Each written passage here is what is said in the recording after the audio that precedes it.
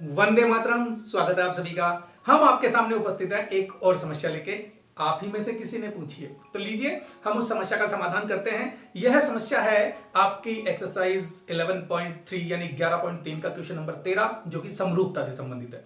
अगर आपने अभी तक हमारे चैनल को सब्सक्राइब नहीं किया है तो अभी सब्सक्राइब कीजिए और साथ में प्रेस कीजिए बेल आइकन, जिससे आपको लेटेस्ट वीडियो के नोटिफिकेशन सबसे पहले प्राप्त हो सके। तो चलिए शुरू करते हैं हमारे वीडियो को।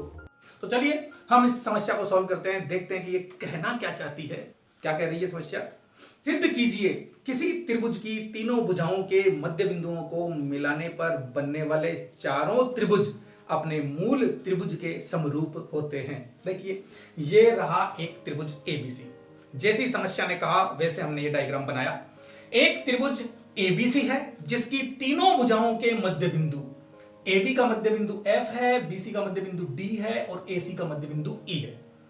तो त्रिभुज एबीसी की तीनों भुजाओं के मध्य बिंदुओं को मिलाने पर बनने वाले चार त्रिभुज कौन कौन से हैं? ये लीजिए। सबसे पहला तो ये रहा, ये दूसरा रहा, ये तीसरा रहा और ये चौथा रहा। इस प्रकार हमारे पास कुल चार त्रिभुज प्राप्त होते हैं। तो प्रश्न यही कह रहा है कि सिद्ध कीजिए किसी त्रिभुज की तीनों भुजाओं के मध्य बिंदुओं को मिलाने पर बनने वाले चारों त्रिभुज अपने मूल त्रिभुज यानी कि एबीसी के समरूप होते हैं। तो आपको पता लग गया हमें क्या सिद्ध करना और क्या दिया हुआ है। तो चलिए सबसे पहले हम लिखते हैं दिया है। क्या दिया है हमको? हमें दिया है एक त्रिभुज एबीसी और DEF इसकी भुजाओं के मध्य बिंदु हैं और इन्हें मिलाने पर हमें चार त्रिभुज प्राप्त हो रहे हैं। वो लिखने की आवश्यकता है नहीं। तो लीजिए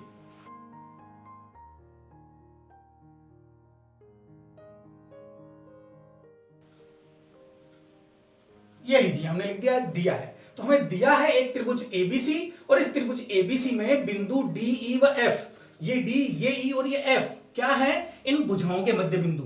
तो डी तो किसका है? बीसी का मध्य बिंदु है और ई किसका है? एसी का मध्य बिंदु है और एफ किसका है? AB का मध्य बिंदु है। हमने यही लिखा कि बिंदु डी ई व एफ क्रमशः है भुजा BC, AC तथा AB के मध्य बिंदु है। जब हमने ये लिख दिया तो अब आपको क्या करना है? अब तो सिंपली आपको क्या सिद्ध करना है वो लिखना है। तो लिख दीजिए सिद्ध करना है और आप बताइए मुझे आपको सिद्ध क्या करना है। आपको सिद्ध करना है कि ये चार त्रिभुज अपने मूल त्रिभुज ABC के समरूप है। तो लिख दो। देखिए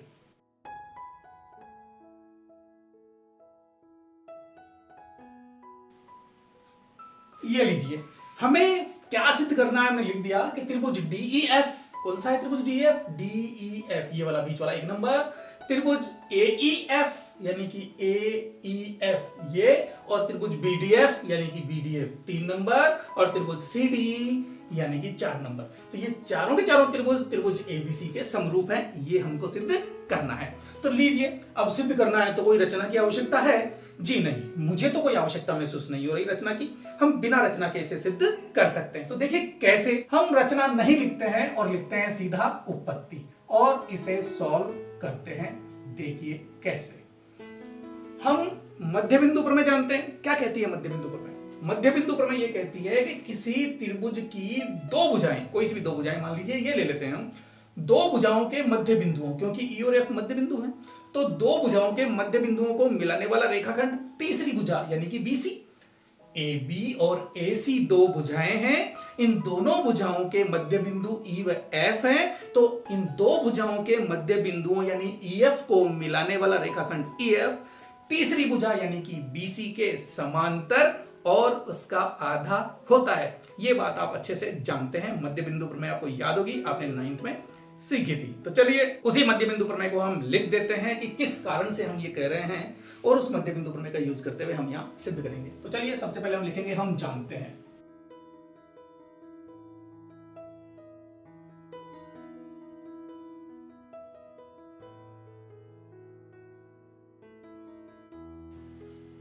आधा होता है। क्लियर? हम जानते हैं कि त्रिभुज की दो भुजाओं के मध्य बिंदुओं को मिलाने वाला रेखाखंड तीसरी भुजा के समांतर और उसका आधा होता है। अब इसी बात को मैं यहां गणितीय रूप में लिख देता हूं। देखिए कैसे। यहां हम कह रहे हैं कि ये EF जो है वो BC के समांतर भी होगी और उसकी आधी भी होगी। जो DE है वो AB के समांतर भी होगी और उसकी आधी होगी, और जो DF है वो इस AC के समांतर भी होगी और उसकी आधी होगी। तो इन्हीं सब चीजों को मैं लिख देता हूं।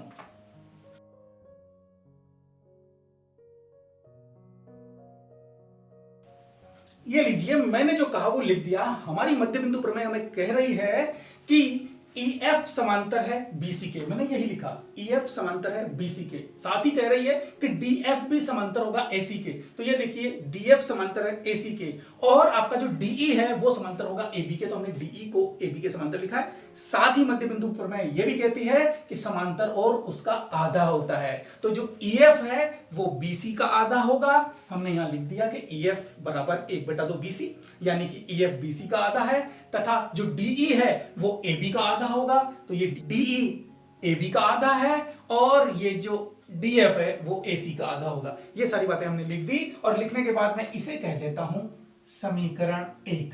जी हां, इसे मैंने समीकरण 1 कह दिया, और इसको मैं कंटिन्यू लेके चलता हूं। देखिए, यदि EF बराबर 1/2 BC, DE बराबर 1/2 AB तथा DF बराबर 1/2 AC है, तो क्या होगा? तो मैं इस BC को इधर ले लेता हूं, पक्षांतरण कर देता हूं। इससे मुझे क्या मिलेगा कि यदि ये, तो ये होगा, क्या होगा? ये जो EF और ये BC आ जाएगा यहां, तो ये BC का जो अनुपात है वो अनुपात कितना होगा? 1/2। अब आप इसको जब ले चुके हैं तो जरा इसको भी ले लीजिए। इसी प्रकार से यदि DE है और AB DE के नीचे आ जाएगा पक्षांतरण करने पर, तो बराबर बचेगा 1/2, यानी कि DE बटा AB भी मुझे 1/2 मिल गया। तथा यहां मैं देख रहा हूं कि अगर मैं DF के पास में इस AC को ले आऊं तो AC DF के नीचे आएगा, तो बराबर बचेगा 1/2। तो यहां हम ये देख रहे हैं कि EF बटा BC बराबर 1/2, DE बटा AB बराबर 1/2 तथा DF बटा AC बराबर भी 1/2। इसे हम कह देते हैं समीकरण 2। ये लीजिए, हमारे पास ये दूसरा समीकरण मिल गया, और आपको ये समीकरण देख के समझ में आ रहा होगा कि हम इन दो त्रिभुजों की बात कर रहे हैं। ये कौन सा त्रिभुज है ऊपर वाला? देखिए, EF DE DF, EF DE DF, यानी हम बात कर रहे हैं इस पहले त्रिभुज की, DEF की। तो ये DEF इस त्रिभुज ABC के समरूप होगा। क्यों? क्योंकि साथ में हमने बात की है BC AB और AC, यानी कि त्रिभुज ABC की। तो इन दो त्रिभुजों में हमने क्या देखा कि ये त्रिभुज DEF त्रिभुज ABC के समरूप होगा। क्यों होगा? कारण तो दीजिए। हम यहां देख रहे हैं कि इन दोनों त्रिभुजों की संगत भुजाओं का अनुपात क्या है? बराबर है ना। तो बस इसी बात को लिख दीजिए। तो ये लीजिए, सबसे पहले हम लिखेंगे त्रिभुज DEF तथा त्रिभुज ABC में, त्रिभुज DEF तथा त्रिभुज ABC में हमने क्या देखा? हमने ये देखा कि EF बटा BC, ये आपकी EF बटा BC बराबर है DE बटा AB, और ये भी बराबर है DF बटा AC। क्यों बराबर है? हम कहेंगे क्योंकि समीकरण 2 से, आप समीकरण 2 में ही देख रहे हैं ना ये चीज, समीकरण 2 से ये तीनों चीजें आपस में बराबर है। तो फिर S S S समरूपता प्रतिबंध से दोनों त्रिभुज समरूप है। लिख दीजिए S S S समरूपता प्रतिबंध से। आप इसे प्रतिबंध कह दीजिए या फिर नियम कह दीजिए, एक ही बात है। इन दोनों चीजों से हमने ये प्रूव कर लिया कि त्रिभुज DEF समरूप है त्रिभुज ABC के। ये लीजिए, आप इसे कह दीजिए समीकरण 3। और समीकरण 3 में हमने DEF को त्रिभुज ABC के समरूप प्रूव कर दिया। तो ये DEF इस ABC के समरूप है। अब बाकी 3 त्रिभुज भी तो समरूप प्रूव करने हैं। तो चलिए, उसके लिए मैं ये समीकरण मिटा के और आपको यहां लेके चलूंगा ताकि थोड़ा प्रूव कर सकूं। मेरे पास जगह की कमी है, इसलिए मुझे ये करना पड़ेगा। ये ध्यान रखिएगा कि ये समीकरण 1 है और ये समीकरण 2 है। मैं यहां शॉर्ट में लिख देता हूं समीकरण 1, और ये लीजिए ये समीकरण 2। क्लियर है? आपको समझ में आ रहा होगा। और इस जगह को मैं यूज करता हूं इस मेरे सवाल को सॉल्व करने के लिए। ठीक है, तो चलिए, हमने यहां देखा कि DEF ABC के समरूप है। अब मैं बात करता हूं इस समीकरण 1 से। क्या कह रही है समीकरण 1? समीकरण 1 ये कह रही है कि ये इसके समांतर है, यानी कि EF BC के समांतर है। अगर EF BC के समांतर है तो ये कोण और ये वाला कोण बराबर होगा कि नहीं होगा, आप मुझे बताइए। अगर EF और BC समांतर हैं और ये AB एक तिर्यक रेखा हुई कि नहीं हुई? हुई ना। तो फिर ये कोण जो एफ पर ये वाला कोण बन रहा है ए एफ ई और ये कोण बी, दोनों समान होंगे क्योंकि संगत कोण। जी हाँ, बिल्कुल सही जवाब आपका, क्योंकि संगत कोण है इसलिए दोनों कोण बराबर होंगे और कोण ए तो दोनों में उभयनिष्ठ है ही। तो चलिए हम बात करते हैं इन दोनों त्रिभुजों की, इनको भी समरूप प्रूव करते हैं। चलिए हम कहते हैं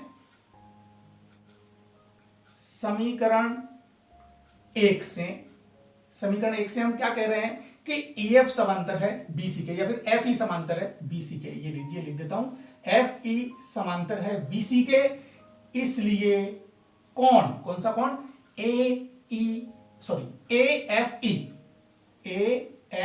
AFE बराबर होगा किसके, कोण B के। क्यों होगा बराबर, क्योंकि संगत कोण। ये लीजिए, क्योंकि संगत कोण, ये लीजिए, क्योंकि ये संगत कोण है। अब संगत कोण है तो दूसरी बात एक और जानते हैं कि ये A त्रिभुज AFE और त्रिभुज ABC दोनों में उभयनिष्ठ है। तो कोण A बराबर है कोण A। क्यों, क्योंकि उभयनिष्ठ कोण। लिख दीजिए, कारण तो आपको देना ही होगा। इन प्रश्नों में खास बात यही है कि आपको कारण देना है। ये लीजिए, जगह मेरे पास थोड़ा कम है इसलिए मैं थोड़ा छोटे छोटे लिख रहा हूं और करीब करीब लिख रहा हूं। तो इन दोनों बातों से हम क्या कह सकते हैं कि त्रिभुज AFE और त्रिभुज ABC भी समरूप है। अतः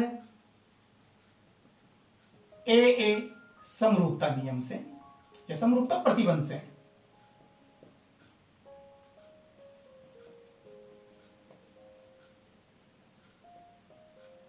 क्या हुआ कि त्रिभुज AFE समरूप है त्रिभुज ABC के। अब आपके ये बात समझ में आ गई होगी कि जैसे ये AFE इस त्रिभुज ABC के समरूप है, उसी प्रकार से ये तीसरा त्रिभुज भी ABC के समरूप होगा। क्यों, क्योंकि DF समांतर है AC। ये देखिए, ये आपकी DF समांतर है AC, इसलिए ये वाला कोण और ये वाला कोण बराबर होगा और कोण B उभयनिष्ठ हो जाएगा। इसी प्रकार से इसमें देखिए आप, कौन सा, चौथा त्रिभुज, चौथे त्रिभुज में कोण C और ABC का कोण C उभयनिष्ठ कोण हो गया। और अब आप चाहे इस कोण को और इस कोण को ले लीजिए, चाहे इस कोण को और इस कोण को ले लीजिए, आपकी इच्छा है, देखेंगे तो ये भी समान मिलेगा क्योंकि संगत कोण।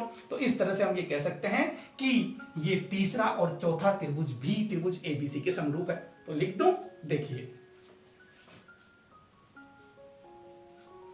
इसी प्रकार लिखकर हम बाकी भी लिख सकते हैं। तो इसी प्रकार त्रिभुज, अब कौन सा त्रिभुज, ये ले लीजिए आप, ये कौन सा त्रिभुज है, BDF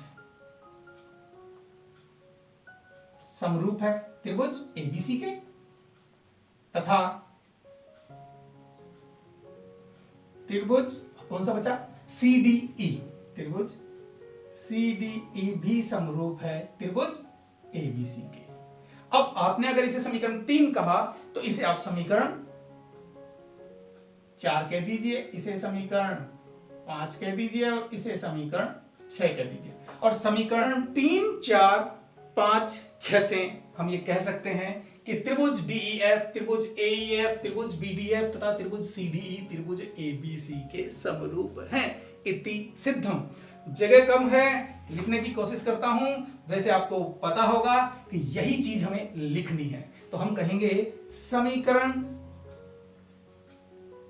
3, 4, 5 व 6 से क्या हुआ कि त्रिभुज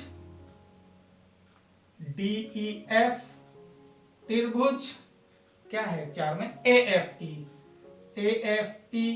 त्रिभुज, अब आप ले लीजिए BDF त्रिभुज BDF तथा त्रिभुज CDE त्रिभुज ABC के समरूप है। तो वही चीज हमें लिखनी होती है और कुछ नहीं है। ये लीजिए, हैंस प्रूफ, हमारा सवाल पूरा हो चुका है और हमने ये सिद्ध कर दिया है कि त्रिभुज 1, 2, 3, 4 यानी कि चारों के चारों त्रिभुज अपने मूल त्रिभुज के समरूप होते हैं। तो उम्मीद करता हूं आपको ये चीज समझ में आ गई होगी। जगह थोड़ा कम है, उसके लिए माफी चाहेंगे हम आपसे। आपको निश्चित रूप से समझ में आ जाएगा और आप चाहेंगे तो इसकी PDF हम आपको उपलब्ध करवा देंगे सॉल्यूशन की। आप हमें कमेंट करके बता दीजिएगा यदि आपको PDF चाहिए तो। ठीक है, आपके सवाल अच्छे से समझ में आ गया। अगर आपके अच्छे से समझ में आया तो फिर लाइक बनता है, कीजिए। अगर आपने हमारे चैनल को सब्सक्राइब नहीं किया है तो सब्सक्राइब कीजिए और साथ में प्रेस कीजिए बेल आइकन, जिससे नोटिफिकेशन आपको सबसे पहले प्राप्त हो सके। बाय। अपने दोस्तों को भी शेयर कीजिए।